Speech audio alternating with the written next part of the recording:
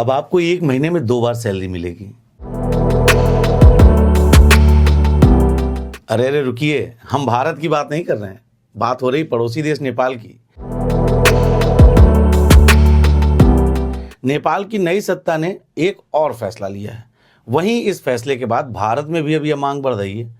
आज आपको बताते हैं कि बालेंसा सरकार ने आखिर ऐसा फैसला क्यों लिया, किन किन देशों में ऐसी व्यवस्था पहले से लागू है, इसके प्रभाव क्या कुछ होंगे, इसी पर आज करेंगे बात। नमस्कार दोस्तों, मैं नितेश चांडिल और आप सभी मुझे देख रहे हैं एशियन न्यूज पर।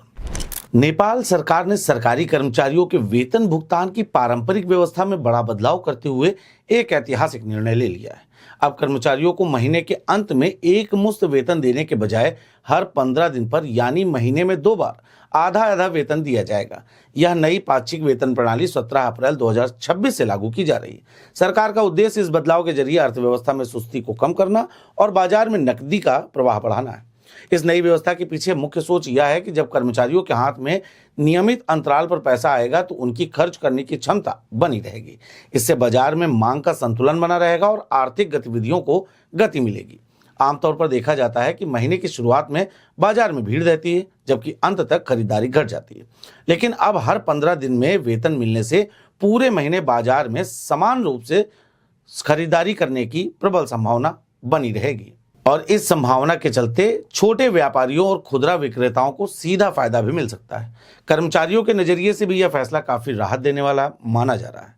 उनका कहना है कि अब वे अपने मासिक खर्चों को बेहतर तरीके से प्रबंधित कर सकेंगे। स्कूल फीस, बिजली बिल, राशन और अन्य जरूरी खर्चों को अब 2 हिस्सों में बांटना आसान हो जाएगा।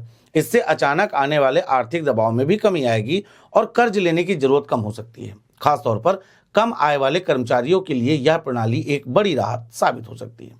यह मॉडल पूरी तरीके से नया नहीं है। दुनिया के कई विकसित देशों जैसे संयुक्त राज्य अमेरिका और ऑस्ट्रेलिया में पहले से ही ऐसी भुगतान प्रणाली लागू है। वहां इसे बेहतर वित्तीय प्रबंधन और उपभोग को स्थिर बनाए रखने का प्रभावी तरीका माना जाता है। नेपाल का यह कदम उसी दिशा में एक आधुनिक सोच को दर्शाता है जो प्रशासनिक सुधारों के साथ आर्थिक मजबूती को जोड़ता है। इस पर आर्थिक विशेषज्ञों का मानना है कि इस बदलाव का असर सिर्फ कर्मचारियों तक सीमित नहीं रहेगा, बल्कि पूरी अर्थव्यवस्था पर सकारात्मक प्रभाव पड़ेगा।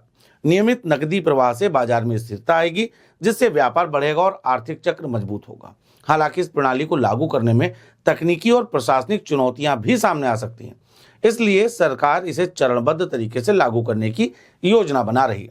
दक्षिण एशिया के अन्य देशों के लिए यह पहल एक उदाहरण बन सकती है। खासकर भारत जैसे देशों में जहां बड़ी संख्या में वेतनभोगी वर्ग है, वहां इस तरह की व्यवस्था को लेकर चर्चा तेज हो गई है। कई लोग मानते हैं कि यदि भारत में भी ऐसी प्रणाली लागू होती है तो इससे कर्मचारियों की वित्तीय स्थिति और बेहतर हो सकती है और बाजार में भी स्थिरता आ सकती है। कुल मिलाकर नेपाल सरकार का यह कदम एक प्रयोग के तौर पर देखा जा रहा है, जो यदि सफल होता है तो न केवल कर्मचारियों के जीवन को आसान बनाएगा, बल्कि देश की आर्थिक सेहत सुधारने में भी महत्वपूर्ण भूमिका निभा सकता है। लोगों की राय यह भी है कि ऐसे नियम अन्य देशों में भी लागू होने चाहिए। आपकी क्या कुछ राय है? अपनी राय हमें हमारे कमेंट बॉक्स में जरूर दें। धन्यवाद।